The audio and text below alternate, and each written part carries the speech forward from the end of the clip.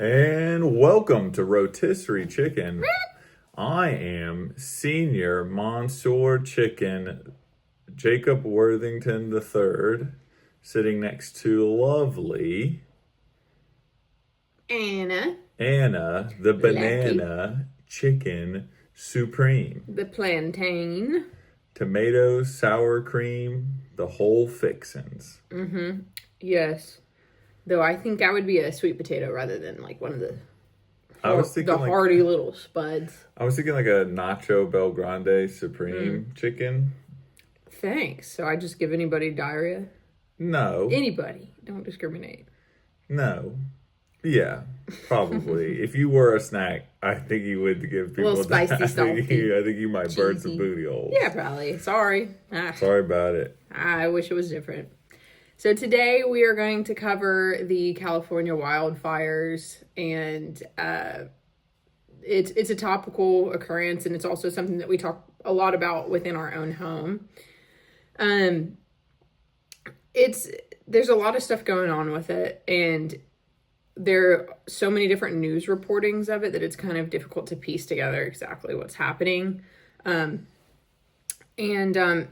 we're going to cover this today in the way that we usually do, which is like, Yeah, I do want to place a disclaimer right here at the top. There will be jokes because that's what we do, but I want everyone to understand that we use humor to process difficult stuff. If you listen to previous episodes, we joke about traumatic experiences we've gone through with ourselves. We don't want anybody to think we don't care about the people in the wildfires. My dad lives in California, for what it's worth. Not near the wildfires right now, but he's definitely evacuated for some of the past. So we understand that people are having a difficult time. But we will try our best to remain as serious as often as possible, but it is compulsory on both ends to make jokes about dark things. So buckle up, buckaroos. So we're trying to bring some perspective and kind of go through some facts, but also opinions about what's going on, and the victims of the wildfires and anybody that suffered and anything that's kind of ricocheted out to affected other people have our utmost sympathy. So, now that we've made that disclaimer, I'll jump into it. So, the wildfires that happened in January are kind of hypothesized to have begun on January 7th. And there are several factors in the West and California that make it more likely to see wildfires. This is drought, low humidity, dry vegetation, and this year hurricane force Santa Ana winds have reached a speed of 100 miles per hour. So basically, that's caused worsening conditions where if there is a fire, these winds are spreading it a lot quicker, a lot farther, which has made it a lot more devastating. They don't know what really caused these this time. There's a lot of hypotheses, but they don't really know. So the destruction and loss so far, it's been particularly devastating. And then as of January 16th, the wildfires have caused at least 25 deaths and 200,000 evacuations. It's damaged more than 12,000 structures, and the Palisades Fire and Pacific Palisades, Eaton Fire, and Altadena are among the most destructive, potentially ranking as the fourth and second most destructive fires in California's history right now. I'm not going to lie. I'm not surprised the Saint Anna winds are fueling these flames. Am I right? Anna's all around are always just about stoking the fire, poking the bear. So it's our fault. It's Anna's everywhere's fault. Dude, that's some gaslighting shit.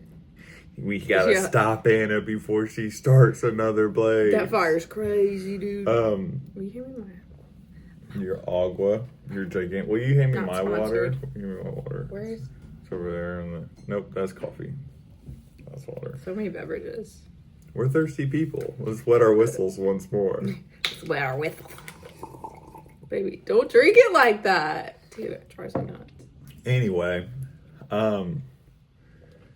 yeah, I mean, it sucks. I know California has like fire season, which is pretty intense, where people are like, oh, it's, snow season, it's the rainy season. They're like, California is like, yeah, it's the fire season.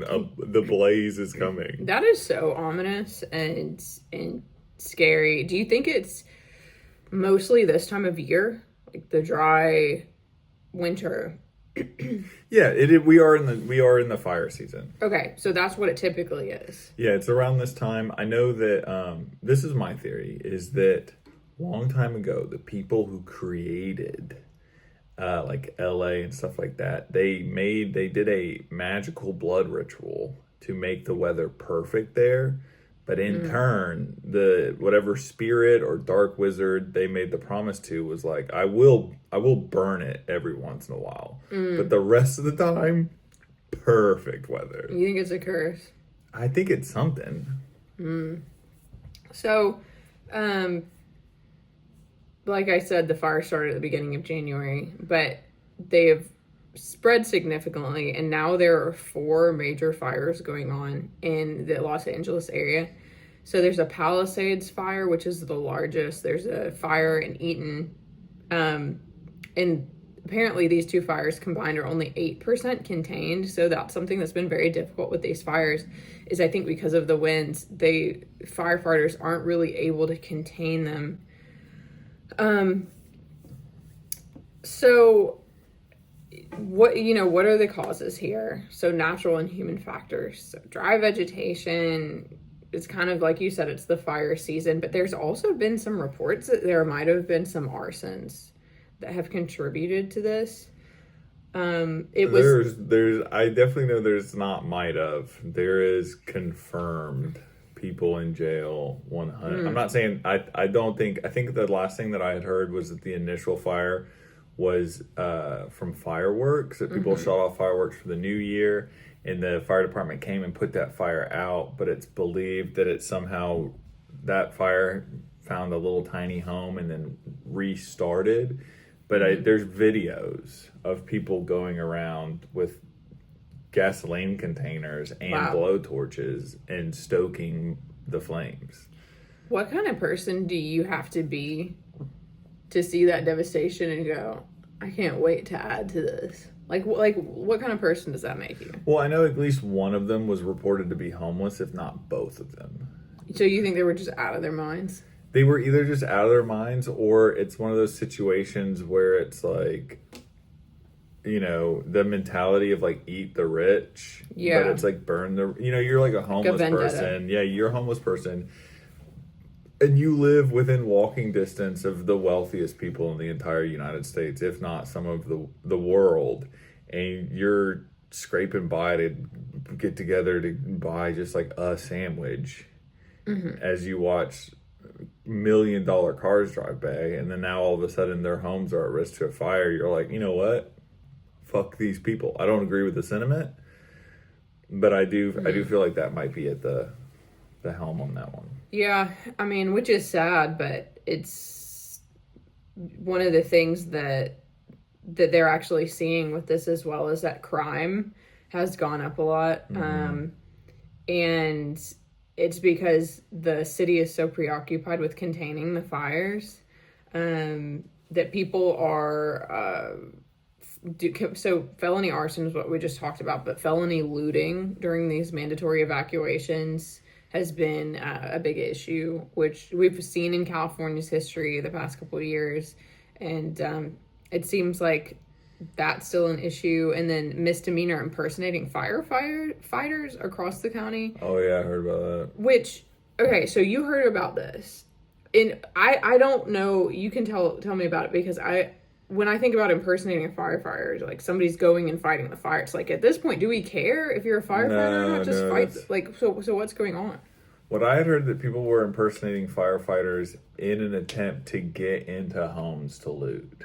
Oh. So they're getting past barricades. So like, you can get out of affected areas, but they're not really letting people back in. So there are police and firefighters are stopping people from going back into areas that are either affected or about to be affected or at risk. But people are pretending to be firefighters. So I've heard reports of people saying that they thought firefighters had shown up and was going to help them either get stuff or rescue pets or whatever, and then they just started ransacking their home. So, and that's dark. That's dark, dude. I heard one person's argument though. They were like, okay, but your shit's gonna burn in the fire anyway. So if these people didn't go in and loot your house, then that stuff's just gonna be nothing anyway. The problem is some people are looting houses that are then becoming untouched. Well, so the alternative perspective of that is these people are looting things that would have been burned, but they could be salvaging those things for the people who actually own that house. True. I'm not, again, a lot of the stuff I'm going to talk about here, I'm not supporting or condoning. I'm just... No, I mean, I see the perspective, but I think that argument doesn't really work because, yeah, it could be burned up in the fire, but sentimental things that belong to other I don't people. think they're stealing sentimental things. I don't think they're going in and stealing Julia Roberts' baby picture. You don't know. You don't know. They might. I mean, Julia Roberts' baby picture is probably worth something. She might pay something for them. You know what I mean? That's you could sell that on eBay for... But so if you're if you're a lower income person and you see a multi-million-dollar home burning and you run in there and you just take a bunch of electronics and things that you think are valuable, what is whoever, let's just say a random famous person or rich person, what do they want with you? Okay, you ran into their home and you got them back a TV. Right. They care. Yeah, I think the wild part about all of this is, have you heard about the insurance companies? Some people have had issues with, they've had fire insurance that they've had the whole time they've lived there, and then right before the fires, the insurance companies actually dropped them from the policy. I've heard several things. One thing that I heard was a more logistical breakdown of what happened. This isn't all cases, but I had heard that the insurance companies had increased how much it costs to insure the home because, one, clearly California is just going to be engulfed in major flames every year. So they're it's basically guaranteed that at some point in this area, it's very likely half these homes are going to get fucked. So they had to increase their rates, as well as everybody's house has tripled or quadrupled in value in the last 2 or 3 years. So they again had to increase. And so the state of California imposed legislation saying that the insurance companies weren't allowed to charge this high of premiums. So the insurance companies, a lot of these insurance companies just said, okay, well, we're just not going to work in California. So they canceled being available in these areas because they're if you don't let us charge the premiums high enough to cover for the risk that has been increased in the last 5 to 10 years because the fires are happening more frequently, and the value of the homes that have tripled and quadrupled, some of them 10 times more the value in the last 5 years, then we can't afford to do business here. So they pulled out in entirety. It wasn't they were oh, there's going to be a fire this year, and I'm not saying this isn't all cases, but this is what I've heard, is that the California government forced them to lower their premiums, and they said, we can't afford to do business here anymore, and so they stopped. Okay. Mariah, double check that. That could be bullshit, but that's something that I've heard in the Nizzy. That's what we call the news on the RCP podcast. Yeah. So it says insurers chose not to renew thousands of home insurance policies before the Los Angeles fires. And because of the insurance companies, California started this collective insurance policy that they were gonna kind of backstop these new homes. So they were going to insure like all California homes to a certain extent. Like built in 2024 or just all, like if you get your home, you're like, they created a fund that I think was available for everyone in California if they lose property. The problem is that it only has like $200 million in it. Oh. But that wouldn't even cover one house, dude. so true. There's probably a house in this fire, or at least 3 or 4. You know what that max out. You know what'd be so ironically terrible and funny? Okay, did you hear about that? This might not have been in California, but there was this house that this architect built that's supposed to be like one of the most expensive houses. It's like $200 million or something. And no one's buying it. it. And no one is buying this house because they can't really resell it because it's so expensive. But wouldn't it be so ironic if that's the house that burnt down and it just used that entire fund for like all of California? Well, I think there are rules to your ability to get a percentage. Yeah. But it basically means that everybody who lost a home, what did you say, 70,000 structures? Yeah. That means like everybody gets like $100. Well, I think 12,000 structures. Okay, 12,000. And this this report is as of 3 days ago, so things might be a little bit different now. But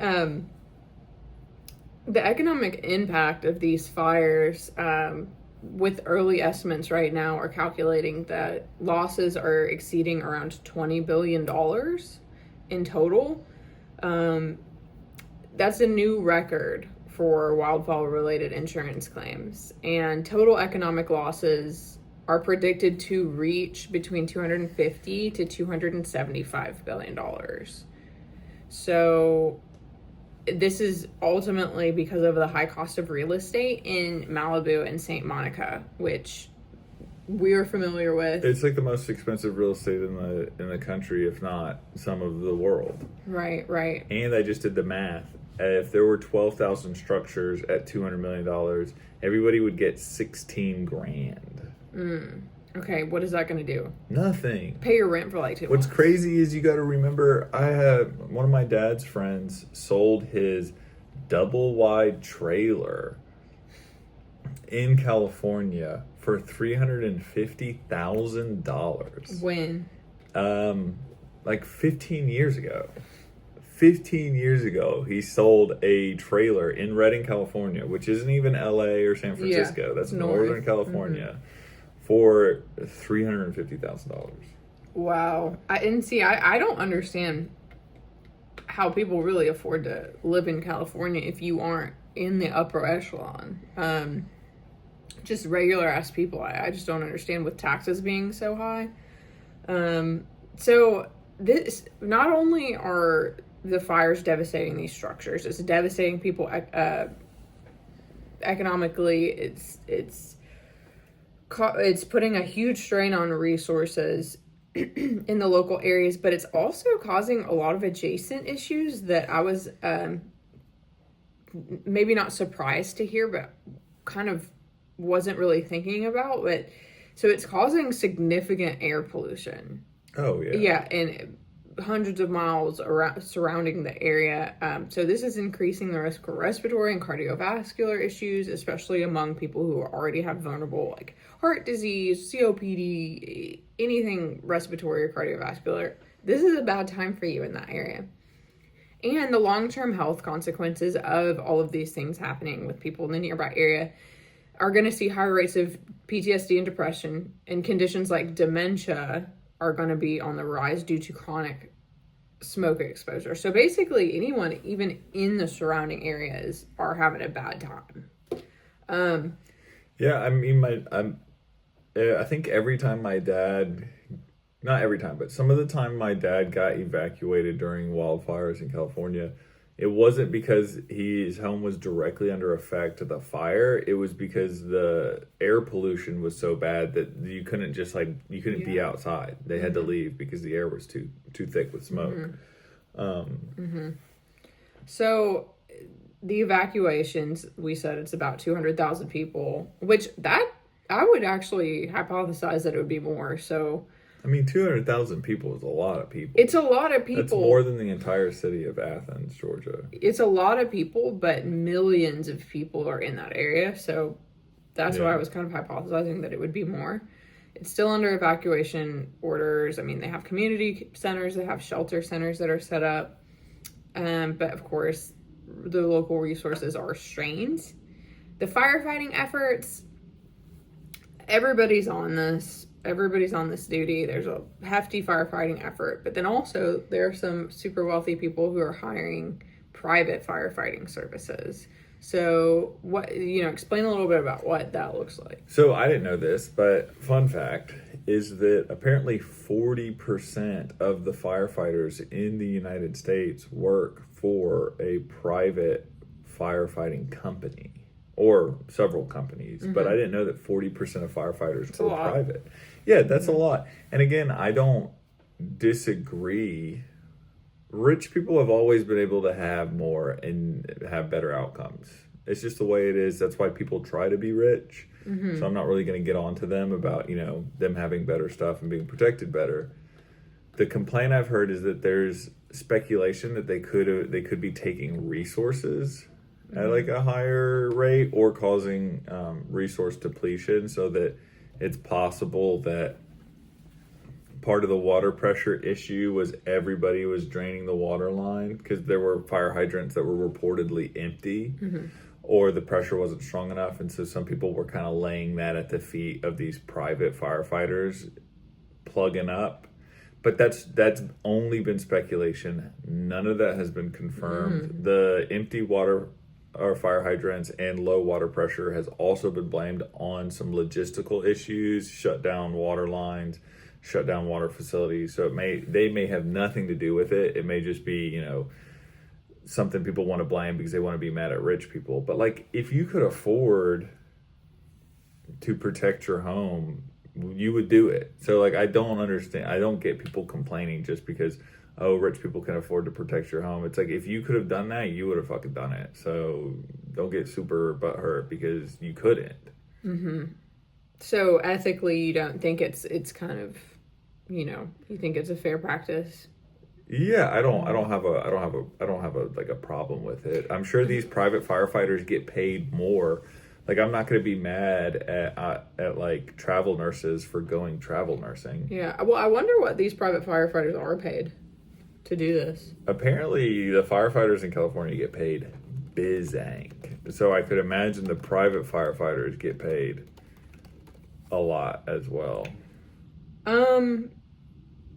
Shut up, ZipRecruiter. ZipRecruiter's like, they make 4 gumballs and a handful of pocket lint. Okay, 4 days ago, Fox Business reported that a large crew that consists of nearly 24 firefighters and 4 trucks can be as much as $10,000 a day. So a 2-person firefighting crew with a small vehicle can cost $3,000 a day. Yeah, it doesn't look like there's a lot of like clear, because $10,000 a day for 24 dudes is not even. It's not even paying these dudes $500 a day. So there's no way that's. It's probably more. Well, look at what the average firefighter pay is in California. Because someone was saying it was like close to like $200,000, which it fucking should be. Yeah, it should. I mean, yeah. I mean, you're on the front lines. The videos of the California fires are insane. It's very sad. ZipRecruiter, shut up. I don't know. Indeed said the average salary for a firefighter is like $60,000 per year in California. What about LA? This one says on Reddit, which I trust Reddit way more than anything else. It says $80,000. Okay. It says, but I don't know one firefighter that makes less than $200,000 a year. That makes more sense because they probably have like weird pickup incentives and stuff like that, and so. Because I had heard reports that they were making like $200,000 a year. It looks like it's probably around 100. I mean, you're busy. You're busy as shit. You got work to do. So all this is going on. Also, there's been water contamination issues. So they're using all the Oh, waters, yeah. but if the fire is damaging structures, it's damaging pipes, if it's melting, they said Plastics. they said that it's heating up the plastics, and so like chemicals are getting into the water. So these California residents are having a bad time generally. And we'll get to the housing. We'll get to that because the housing is another thing that's kind of spawned from this. But why? This is something that we were talking about the other day, is that if you have, and granted, I know it's localization to industry, entertainment industry, your friends, your family, but if you have the resources where you can move to other less risky places, it's with the firefighters escalating the past decade in LA, it's kind of, I like at this point, we thought about moving out there not too long ago, but Definitely not going to. no, I mean, it's kind of like the same reason I wouldn't move to New Orleans Yeah. is because that place is hexed, and like that's how I'm beginning to think about LA is that these natural disasters are just swallowing them up. Well, I think most people can't afford to uproot their life. You got to remember the majority of people anywhere in the United States are like kind of broke. Well, I'm talking you know about what I mean? But if we're going into the rich people, when I'm referencing it, I mean, these are the super wealthy areas. That's what Malibu, Santa Monica, these people can't afford to do that. And so that's kind of what I'm referencing. well, one, I think a lot of those people do live other places. So I've heard people talk about how, like, a lot of these people are losing their second, third, fourth home. So it's not like they're not like, oh, we've got to go to our other house somewhere else. But if this is your only home, a lot of these folks, they're house poor. I heard this thing where this guy was talking, he's a DJ and he's like a successful DJ and he has a multi-million-dollar home. But he was like, all my money is in the home. All my money is in my stuff and my equipment. And like, I don't really, like, I make the same amount that I bring in. My bank account is fucking, equal to my bills. It's not like I'm like rich. I do have a really expensive home, but that's like all I have. And he was like, I don't have fire insurance because they got pulled the year prior. Yeah. So some of these people are, even though they live in the rich area, I grew up in like a rich city and had rich friends. And I knew somebody who had like a 3-story house, but when you went in their house, it was like, it looked like it was being shown. When you go into a show house and it only has just enough furniture in it to look like a house, but then there's like nothing else. That's what their house looked like. And they barely ever had any food in their house because they were house poor. So those people are losing their homes. But I feel like if you're connected to LA, you're third, fourth generation, your family's lived there forever, all your friends are there, right, it's hard to leave. But you're getting, I mean, not only, like we touched on, there's so much air pollution, and is the water even safe to drink now? And it just seems like at some point, this isn't going to be an inhabitable area. And, the freaking, what's it called, global warming, climate change is only going to get worse, really. I do think a lot of people are going to leave. I do think this is one where a lot of people, even people who aren't affected by this fire, are going to leave LA because they're like, well, what if the next one's here? I know it wasn't in my neighborhood, but what if the next one is? And I do think a lot of people are going to move to Austin and move to these like cities, move to San Diego, move to these cities that are kind of... Which Austin's acting like you smoke one cigarette wrong, you don't put it out all the way, you drive. It seems like it's ready to burst into flames. Like, you know what I mean? But it doesn't have the winds. The dry That's heat. the thing. The winds are what caused the fires. It doesn't have the wind, yeah. I saw someone say that the reason why that area in California burns is because it is artificially created, that they pump water in to support the vegetation and life, and that place is like, if no one was there and we weren't doing anything to make it that way, it would probably be a desert. And it's just the reason why these fires break out is because it yearns to be a desert, and we're artificially creating that environment. Yeah, right. And I mean, that goes back to my point of, is this a place that really is going to be able to support human life within the next 20, 30 years? Things are changing. I mean, can we really call people who live in LA humans? Am I right? Lizards. Unzip your skins. Illuminati. Show us the truth. No, we City scum. I love LA. My mom and my mom's family's from San Jose, California, and I've been out there a few times and spent some time in LA and San Francisco and Santa Monica, and I love LA. If circumstances were different, I could absolutely see myself living out there, and I think I got a LA spirit, you know? And so it's really sad seeing this place that I've always thought was extremely beautiful suffer like this, but this is not the first time, and this is not going to be the last. And things are kind of continuing where we are seeing these more extreme weather impacts and natural disasters occur, and I guess we just gotta, as a people, try to support each other through it. And yeah, what's making this even harder, I think, is that the housing, because so many, we'd said thousands of structures, 12,000 structures, not all homes, but thousands of homes have been just devastated. The people who don't have alternate homes, which is probably the majority of them, are now seeking places to rent for a time being while they get on their feet, seeking Airbnbs. And there have been, from a statewide level, so Governor Gavin Newsom is working to address the immediate housing needs. And on Thursday, he suspended rules that would prevent mobile homes, manufactured homes, and RVs from being used on private property outside of traditional mobile home parks. So he's kind of like trying to open up. People can rent temporary, and if you're housing. rich, you can just buy an RV. You know, they're like $60,000, a nice one. Yeah.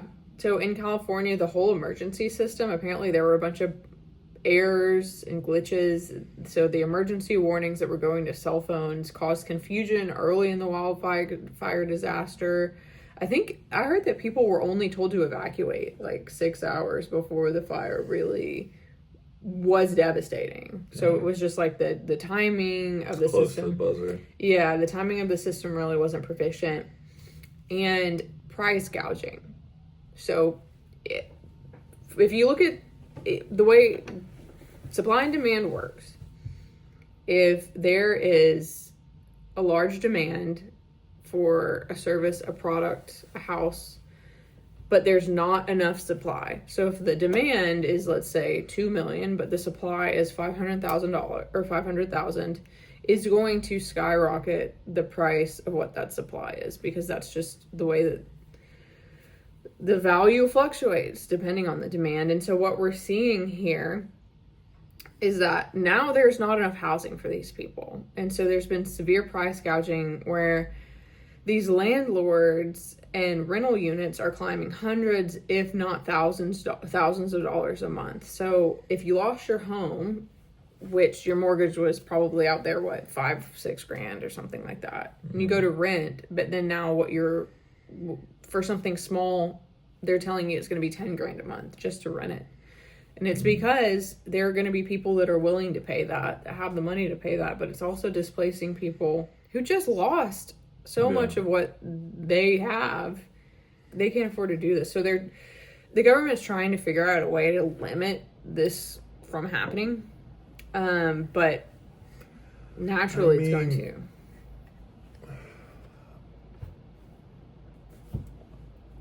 I don't know. I don't know. I feel like the price gouging stuff, like on a moralistic standpoint, it's bad.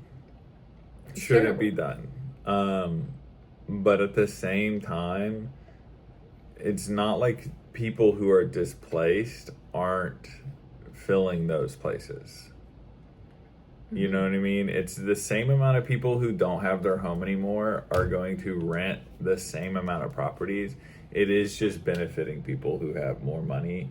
And I'm sure even if you put a pricing restriction where you can only increase it by like 15% of its original value prior to the fire, which is still a lot. But not like a significant difference.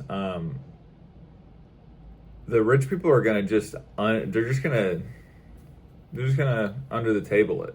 They're just gonna, all right, I'll rent it for $3,500 a month, and here's like 10 grand, so that I'm at the top. I've heard realtors saying that they're getting, when they used to get like 5 or 6 inquiries a day, they're getting like thousands a day. So also, I'm sure famous people are getting, if like Brad Pitt called you and was like, hey, I want to rent this, even if you're charging the same amount no matter what, I think you're going to want to help out the famous person. Pretty privilege, to go back to a topic we discussed last week. Famous privilege. I don't like the price gouging, but also I feel like, that's the unfortunate thing about, I think inherently that's how, like I said, that's kind of how things work economically. It's going to happen. I think that you can make the choice as a landlord or a company that you're going to hold firm in your prices and try to prioritize profits over people right now. We see situations like this constantly during the pandemic when people were buying up and hoarding hand sanitizer and masks in their garage, and they were charging the price. They were quadrupling the price. Here's my thing. Trying to make money. Those people deserve to be freaking. Well, they got charged with crimes for that. But my thing is, this is the difference, is the landlords aren't charging prices that people can't afford. The hand sanitizer people were charging prices that were exorbitant for the people trying to buy the product. Yeah. But the landlords in California, they're finding consumers who can afford that price. These are multi-millionaire people who are renting these places at the chumped up prices. It's not like they're putting these people in like a bad position. They're just boxing out other people who couldn't afford it. But again, those rich people are gonna get that place. They're gonna make deals. They're gonna pay under the table. It sucks that we live in this kind of system, but rich people always get more and they always get better. It's just the way it is. That sucks. It is pushing out the people who can't afford that, which is California's favorite thing to do, is push out people who can't afford to fucking live there. There's a lot to be said about California is notoriously the worst place to build. It has the highest regulation and start businesses, taxes, everything, and apparently they're saying that they're gonna rebuke a lot of red tape to allow people to rebuild. But there are tax breaks that people, if you lived in an area at a certain time, your home is set at like a fixed tax rate. But if you rebuild, it's likely that you'll get taxed at the value of the house now rather than where you got locked in 10, 15, 20 years ago. And some people were saying that you wouldn't, but if you have to rebuild the house exactly the way it was originally. If you put in any extra stuff or you make it any bigger or any different at all, then you're going to get reappraised. And these people who could afford to live in that area, if they rebuild, they won't be able to afford the taxes that they will now start to accrue. And it's really shining a lot of light on the negative tax and building code practices in California. California has a lot of work to do. It's becoming unsustainable in a lot of ways. It's kind of turning into this isolated state from the rest of the United States that's almost like, in the effort to be I think, extremely progressive and like it's basically backfiring with all the policies and the tax structure, and it's making California die. I mean, I think that might be a bold I view, don't but know. like we've seen that with crime rates, we've seen that with certain policies in California. Kind of in a lot of ways, for a lot of the country, has been a guinea pig for let's see what does and doesn't work. We're seeing a lot of things that aren't working. I will push back a little bit because I do have that. Everybody who talks about California is like not cool anymore and dead, it's always the people who left.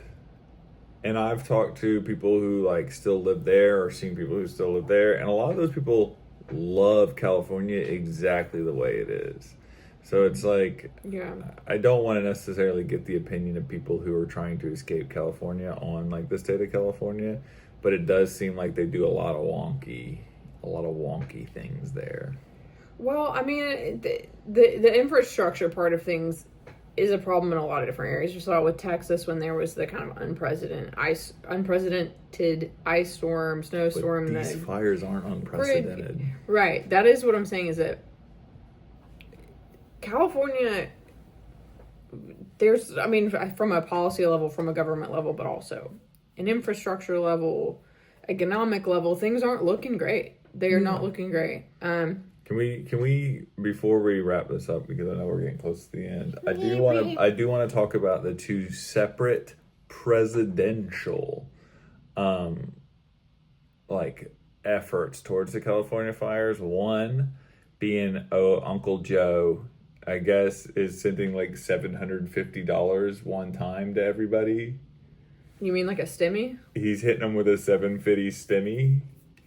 And then two, T-Dog, Daddy Trump, is like, I'm only going to help California if they will agree to stipulations around the money. What do you mean? I don't know exactly what he means by stipulations, but basically he said what you just said, is that there's some stuff fucked up in California and it has to change, or, you know, you're leaving a lot of your citizens out to dry. And he's like, if I'm sending relief money, federal relief money, I expect you to like shore up some of these issues.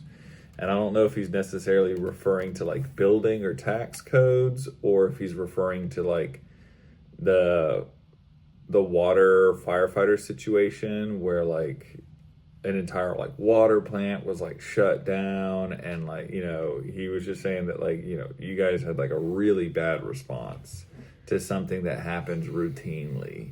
Well, I mean, Donald Trump is, I think, stuck in the political mode where now is not really a time for political manipulation. You know, it's a time for working together in diplomacy.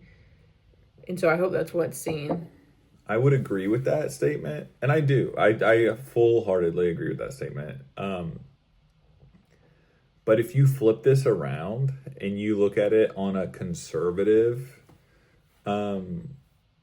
level, when the hurricanes were hitting Florida and how Kamala Harris was coming after Ron DeSantis, and the entire news was like, he's gonna get a bunch of people killed and he's not, and they basically tried to like eviscerate him on like conservative just because he was a Republican, instead of like rallying towards to support that situation. People were trashing him, and Kamala Harris was saying that like he was going to be responsible for a lot of people dying, and that he wasn't answering. Well, I think both sides were responsible for the political. Yeah, and that's what I'm saying. That's what I'm saying. I would like it to not happen on either side. How about we don't play this game? When there's something serious going on, don't play the game. Don't play the game. Just be a decent human being. Help other people. Help brothers and sisters as they need it. Don't make this a game. I think just be a regular human being. I laugh at that because I know Anna very well, intimately. And Anna is an eye for an eye. You do to me. It's like, where were you when it was me, and now you come here, no. And so, but then, like, she's like, I think we should really not be like that. I was like, well, do I believe in justice? Yes. Do I believe in retribution? Yes. vengeance. Yes. I am the night. Anna is vengeance. I am the night. What would it be as ominous if I got on the roof and said, "I'm the afternoon"? Yeah, the afternoon or dawn is not. I'm about midday. I'm the evening. Is there anything else you want to talk about? I don't know, dude. There was a story that came out where like Julia Roberts was like super upset about the looting, and she was, I guess her house might have got looted by some folks. But then I guess back when all the looting was happening in California, she was like campaigning on like not persecuting people who are running in and stealing stuff from like CVS and Target. And now a lot of the media is kind of jumping on her and being like, "Oh, you were cool when all these businesses were getting looted in California, but now that it's your stuff, you're like, come on, guys, we got to do something about this." You know what I think? I think we're all just doing our best. Again, I know Anna very well and intimately, and right now she's like, I think everybody's just doing their best. No. But then she'll get behind a car or somebody or something, and she'll be like, fuck that guy. Fuck, no, Jacob, it's unacceptable. Well, listen, the internet knows me better than you know me. And the internet knows that I'm a sweet soul. I'm not saying you're not, P. I'm not saying you're not. But come on. Come on. Yeah, so sorry about it, California. That Sorry sucks. about it, California. That sucks. You're in our thoughts and feelings, and She didn't say prayers, but she said thoughts and feelings. I hope this company, I mean, not company. Whoa, Freudian slip. I meant this country. I hope this oligarchic corporatocracy finds it in its purse. How big of a Freudian slip was that? Its budget. I hope it finds value in helping people in need. I hope this country can find some unity and we can move through natural disasters better than we're doing it in California, better than we did it in Florida, better than we did it in North Carolina, and we can start getting some solid plans and good infrastructure. So that's where I'm at. I will say I think we'll end on this. We'll end on a sad note. But it does look like this has kind of become the U.S. playbook. Is anytime there's a natural disaster, our emergency response systems don't work. They send out the wrong message. They don't work in time. They're not relaying useful evacuation info. That happened in the wildfire, or in the fire in Hawaii. And then the response from the government is too little, too late.